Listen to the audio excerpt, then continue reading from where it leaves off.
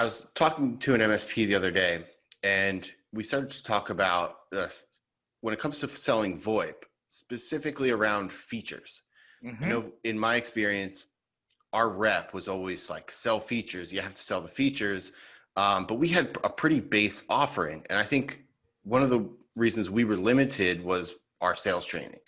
Um, we just didn't have, we weren't keeping up on it. They were releasing features really at a faster pace than we were able to adapt and really get to know the features and to, Hmm. R&D and sell.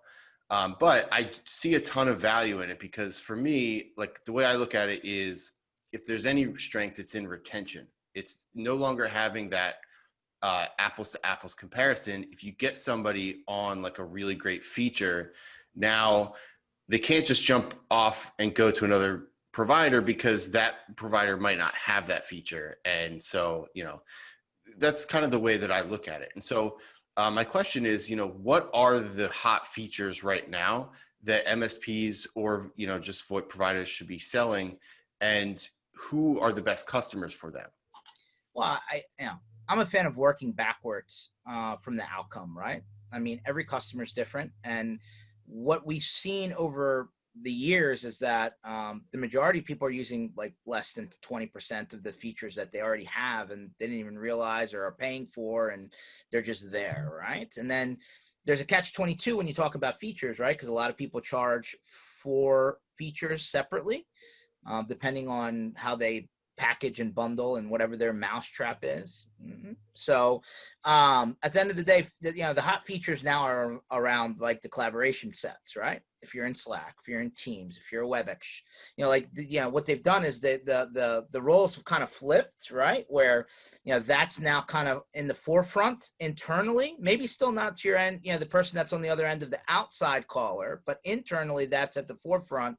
And so like the voice part and the video kind of collaboration chat part of flipped roles a little bit. So tying into that functionality, like leveraging the existing systems and tools that people have already invested in, right? Like Microsoft Teams is pretty popular, for example, and Slack, obviously. But generally speaking, right, the work from anywhere is top of mind, right? Any device, any location, anywhere, right? I just came back from a 7,000-mile tour around the U.S. We had a combination of T-Mobile, AT&T, Verizon, right? Just on the highway, hotel to hotel, on the bus, driving down the highway. You need to be able to work from your trunk. You need to be able to work from your customer's location. You need to be able to work from your house. And there's a ton of, proprietariness in a lot of solutions out there, but being able to basically use practically any device that has a microphone or speaker is the answer, right? Within reason, right? If you're trying to use a computer from 2005 running Windows XP, probably not going to have a good experience. But if you're on a more modern device, pretty much of any format, you probably should be able to get the job done. The most obvious example is back when I was like, I was probably in high school, and you go in like your friend's house and they have caller ID, and you're like, Mm-hmm. whoa, what is this? Caller ID. What is So this magic, right? And then suddenly, like, you had to have it. And then once you had it, there was no going back. Like, you wouldn't go from having caller ID to now, like, wait, I can't see who's calling. And so, like, that feature, that one feature was just mind blowing, I think, for everybody. And it made people move, right? It made the market move. And so, like, is there something right now that is along that lines, or is there something coming that you're working on, or that other providers are working on? what's really starting to get finally popular and what's really starting to really, just blow people away a little bit is tying into whatever the line of business app is, right? Like there's been call recording, there's been auto attendance, there's been all sorts of stuff, but it's always been islanded, right? And when you start to take functionality out of the phone system on the front line and tie it in with your CRM or your ERP, whatever it is, right? Like could be HubSpot, Salesforce, whatever it is. Like imagine integrating these pieces together. Let me give you an example. Call comes in, the system automatically recognizes who's calling based on caller ID. Or maybe you're prompting them for some sort of security pin. Maybe you're prompting them for some sort of order or ticket number, right? And now we know who you are, where you're trying to get to, what resource the system should try and contact first before that call lands, right? I'm literally ping ponging between data on the front end with you calling in and data in your actual line of business app, database, whatever you want to call it.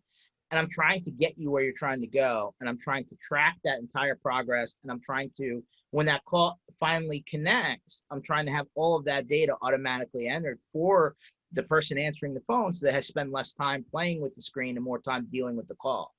That's really changing the game. But it's all starts with, hey, do you actually have a system that you run your business on? A lot of people, the answer is yes now, right? That may have not been the case 5, 7 years ago. But now everybody seems to be starting to adopt some sort of solution. It could be industry specific, could be something more broad like a HubSpot or a Salesforce or whatever.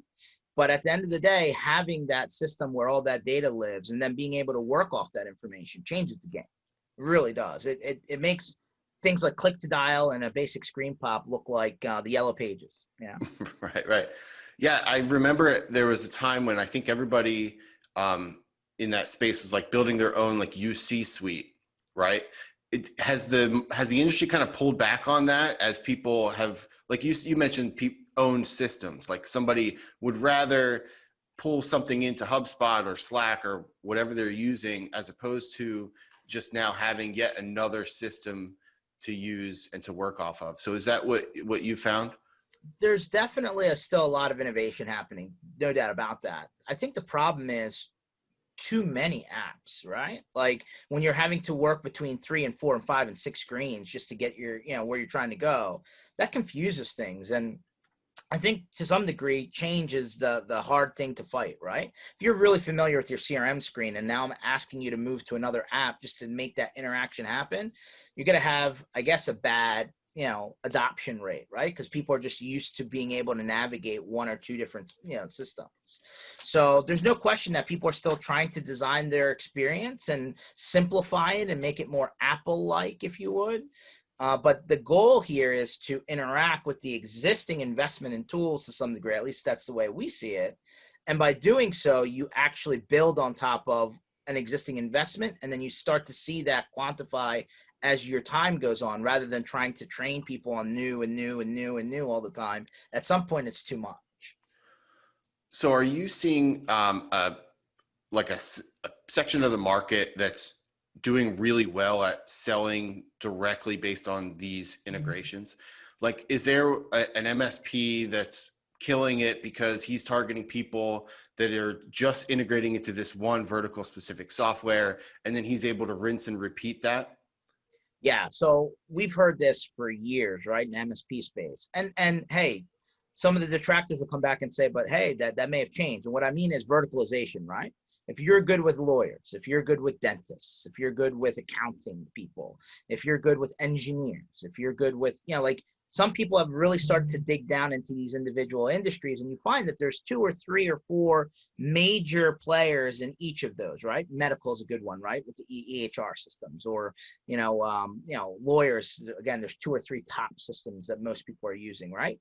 So at the end of the day, when you get into these verticals and you start to specialize, tying into those tools really makes you stand out, right? Because now you're not a generalist. The view is that you really know that particular industry. And when you can show value and you can tie right into the tools that these people live on, they look at this thing completely differently. You're talking about a business conversation now, not a utility conversation, which is largely what phones are thought of these days, right? It just rings. Doesn't have to. It can go a lot deeper, right? And so when you have that level of tie-in to that particular industry vertical and the apps in there, man, you're going to blow that decision maker away. And quite frankly, that's where you start to provide value, right? You're talking about workflow, you're talking about reporting, you're talking about manageability, right? These are things that you don't usually get in a just good old fashioned, hey, I just need to replace my phone system. What's the cheapest way to do that? It really, you're tackling it from a completely different angle. And I guess the task is then getting the end customer excited about it. Because, and so like if I were to spin up a marketing campaign on this right now, I would record a video, use your like case management software as an example. And I would record a video of like some kind of feature that is integrated. And now let's say it's like a call pop based on like somebody that's coming in, and all kinds of, like you were saying, workflows and automation. And put it out there, target it to other lawyers and decision makers in the industry and said, did you know that this software can do this? Right. And so you're using content, you're using things like that. And so what are your thoughts on that? And, what are people doing right now to get the end customer go from, oh yeah, we just need like a simple, here are our endpoints and we just need these phones to ring, to like, okay, yeah, let's dive in and make this a great system. 100%. Like, listen, you need to get in the door somewhere, right? The wedge mentality, right? Like, to get that conversation started, maybe it starts on cost. Maybe it starts on, hey, my system wasn't designed properly to work remote. Now everybody's working remote. The second you get into that decision maker, you start to ask the questions, right? Hey, what system are you using? Are you struggling with X, Y, or Z? I'm curious do you use the system in this way? And the second you start talking like that, they start looking at you as, oh, I didn't realize you knew about our system. Yeah, here's how we use it. They start bringing in these people in the organization who are like power users. And now all of a sudden you're talking at a different language, right? But 100%, like, the marketing aspect from an MSP perspective has changed. And it's no longer just newsletters and basic blog articles that get regurgitated, right? You need to target your efforts. And being able to use video, being able to use, like, even through LinkedIn, right? People don't realize you can send video messages right through LinkedIn, for example. And I know you're a big fan of LinkedIn. Like, being able to show, hey, George, I noticed, that, I was passing through LinkedIn. I saw we're nearby. I think you're using this software package. I wanted to, see if you knew that you could do X, Y, or Z. Let me show you.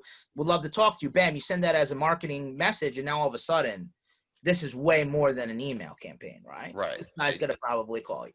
And you have like a call to action, because you could say, hey, schedule a demo, that kind of thing. So if somebody, let's say I'm a lawyer and someone says, okay, here, let me schedule a demo with this specific software that I use and show me how I can use it to do this for my business.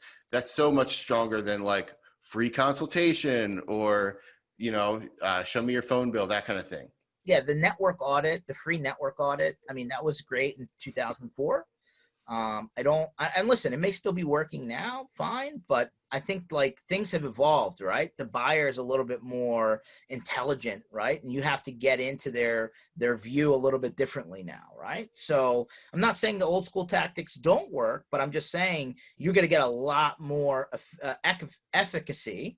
Talking about vaccines, efficacy or effectiveness, if you actually get to a point where they're looking at you saying, nobody's shown me this before. I didn't know this was available before. You're almost on an education trip, right? Because you're teaching them something about the tools or their own system that nobody actually brought to their attention. So I think what we got to the root of was that feature education is like incredibly important when it comes to sales training, because it is what will open up these doors and even allow you to market in these ways. 100%. Like, and listen, I understand it's hard to keep up with all your vendors, right? I mean, every vendor's rolling out new features. It's just the nature of software.